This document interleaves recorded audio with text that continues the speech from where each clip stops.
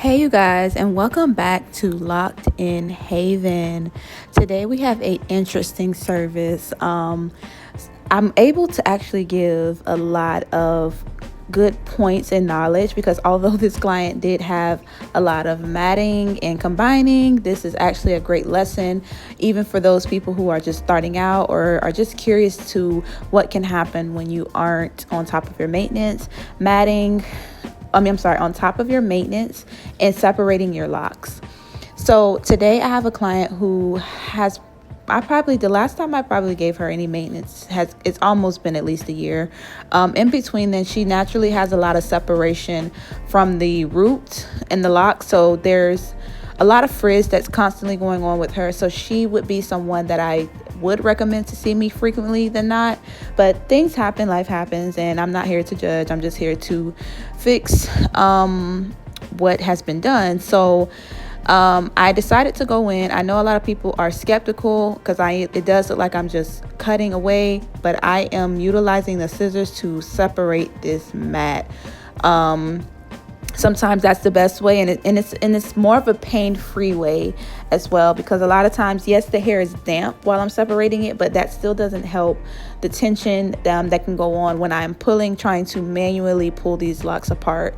You'll see that some locks were actually able to get just pulled apart naturally with a few tugs, but some of them I wasn't even playing the games. I was just going in, snipping those little pieces that were combining. As you can see, the more and more I snip and feel around, the more you're able to start seeing her scalp. This is exactly why I say stay on top of your maintenance and, making sure that you're separating your locks, because this can happen to anyone with locks. The hair naturally wants to intertwine. It wants to tangle, especially depending on your curl type. Whether you're I would say from 3B to 4C hair has the tendency to get tangled, and even straighter hair can as well. So it's really, really important that you stay on top of separating your locks, stay on top of your maintenance. Once I've cleaned this client up, you'll see that we're going in with the standard maintenance. So I decided to do interlock on this client, being that she had so much hair separated and so many things going on, and she does not come frequent, because I know I'm usually honest with my clients. I know when they're going to be back sooner than later, or if they're just those type of clients that kind of vanish for a while and want to come back when, things make sense for them. And I'm completely open to that. I don't mind fixing these issues. I just like to give people a disclosure prior to going that long without maintenance. But I did decide to do interlock on her. I know some people would recommend the crochet needle method. For me, I felt like interlocking was more suitable for this particular client. Plus, that was the maintenance that she was getting, before the last time she came to me. That was the maintenance service that she got last time. So I decided to go in and do my standard interlocking method just to kind of clean this client up. But you guys, it's super important. This is a prime example of why you should be separating those locks, even if it's just laying down, if you're just resting, around the house. I don't know if it's just me, but with my locks, I would just have this habit of just pulling them apart. But maybe because I'm a loctician, that was just something that came natural of habit for me.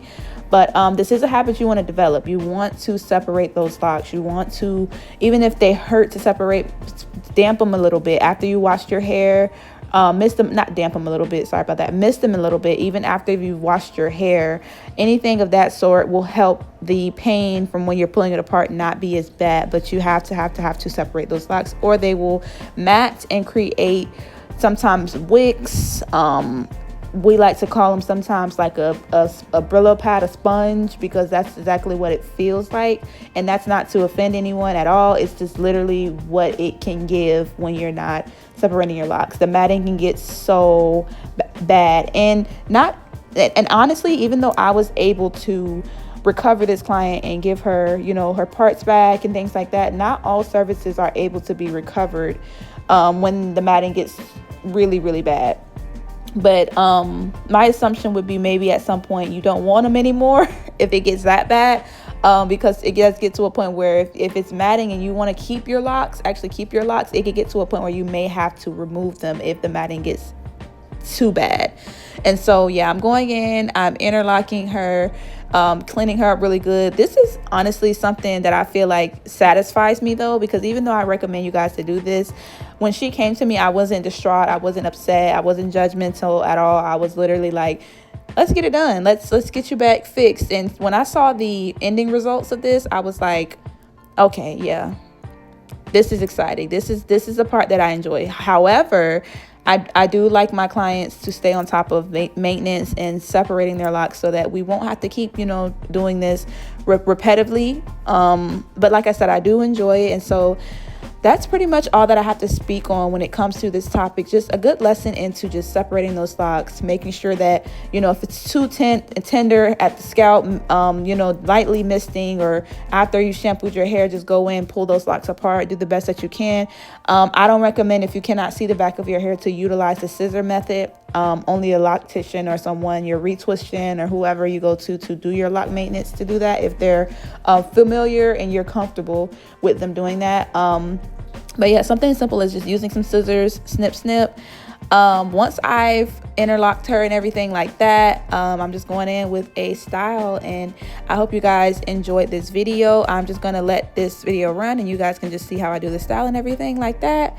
Make sure you do all the fun things, like, comment, share, subscribe. Has anybody that's watching this video experienced any type of situation like this with their locks? If you have, comment below. I want to hear your story. Bye.